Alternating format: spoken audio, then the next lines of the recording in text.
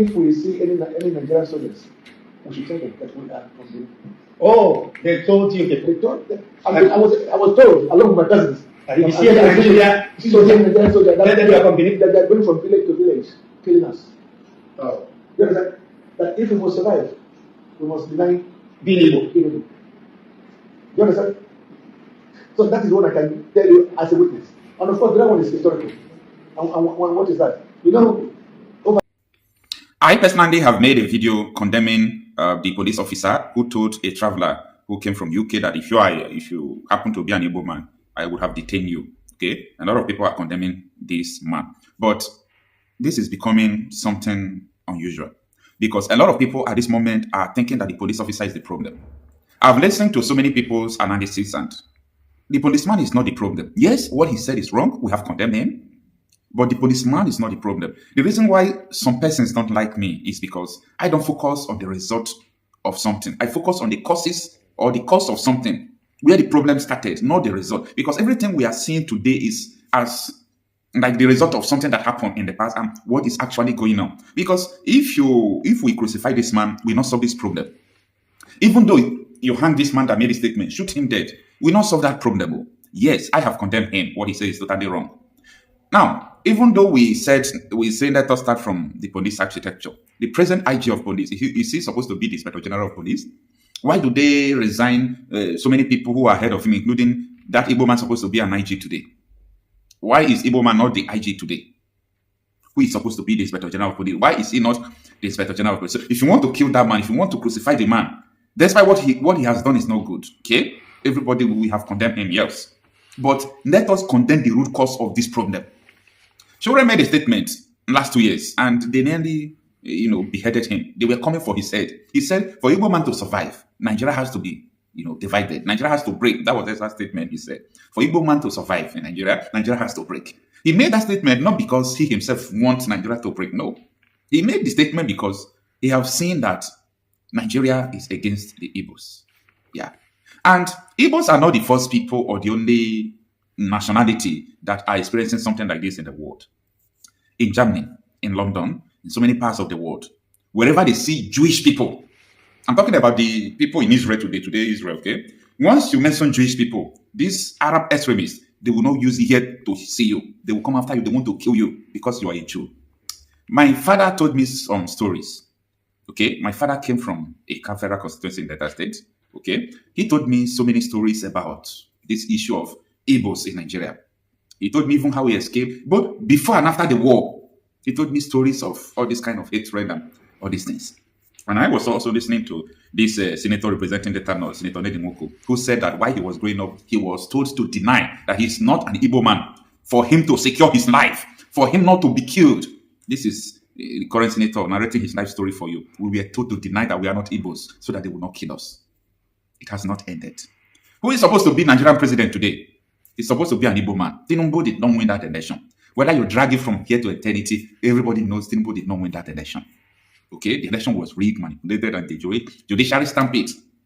So don't just look at this policeman. Look beyond this policeman.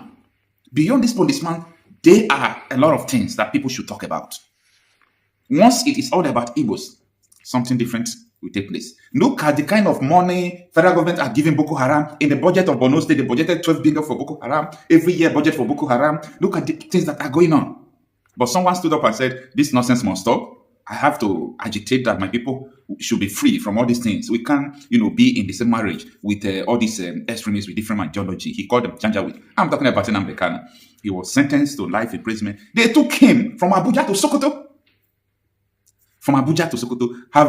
Have you seen any Hausa or Fulani man after judgment in Abuja or after judgment in the North, they will bring the person to Enugu to stay? So everything about Igbos is totally different in Nigeria. Okay, this hatred was manipulated. It's a product of manipulation. Let me put it in that way. And it took decades for them to be able to put it in place. Now, I'm quoting Gowon.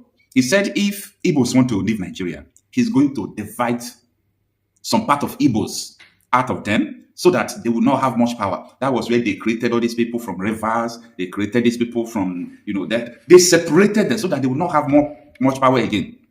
And Their target was anywhere there is resources that Igbos have, let us give it a different state and tell them that they are not Igbos. That was the game plan. And it worked for them. It worked for them. They removed history from school so that you will not know your history. If you go to Delta State Constitution, they call the Delta not Igbos. Delta State Constitution. You know so many years, even before there was something called Nigeria. Okay? Before there was something called Nigeria. You belong to a particular place. But Nigeria came, Nigeria told you are not this, you are not that, you are this, you are that, and that is what you parade.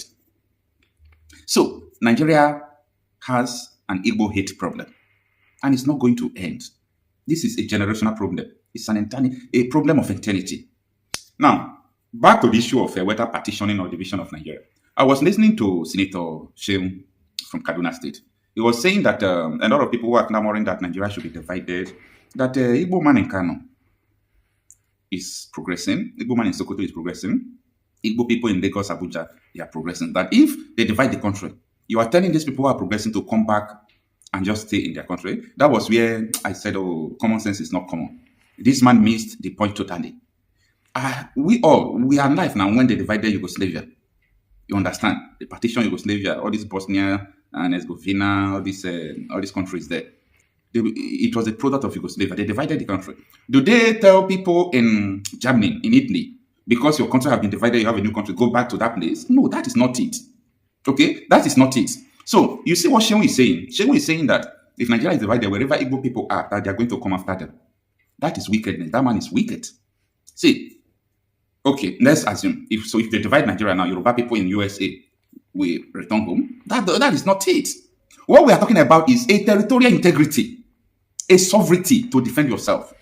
Imagine if Israel don't have a sovereignty or territorial integrity to always defend themselves. By now, there will be nothing called Israel. They will wipe them out. That is the same thing I'm saying. You understand? We must be able to tell ourselves the truth. Okay? We must be able to tell ourselves the truth.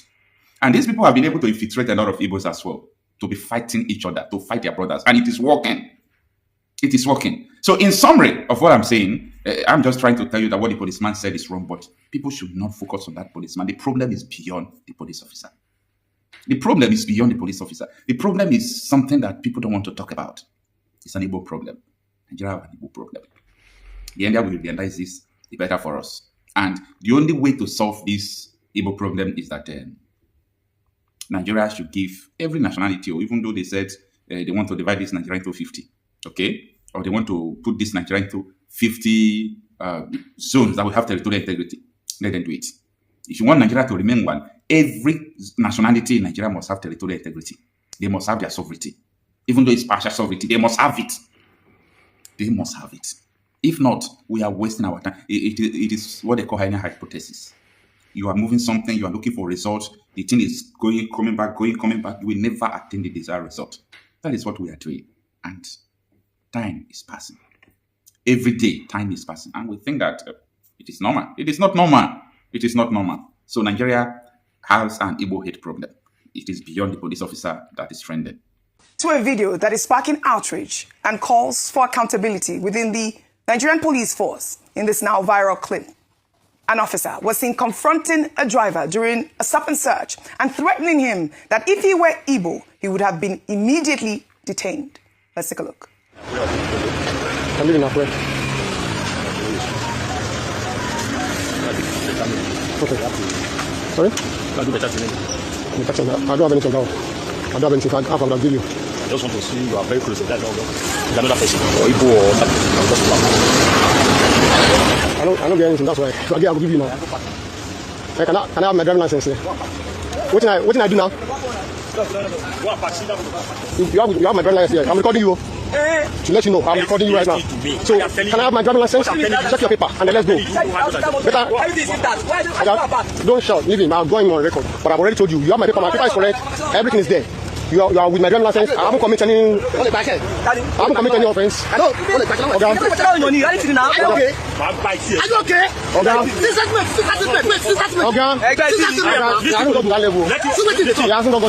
A Nigerian police officer on duty in uniform openly telling a citizen that his ethnicity would have determined whether he was detained or not.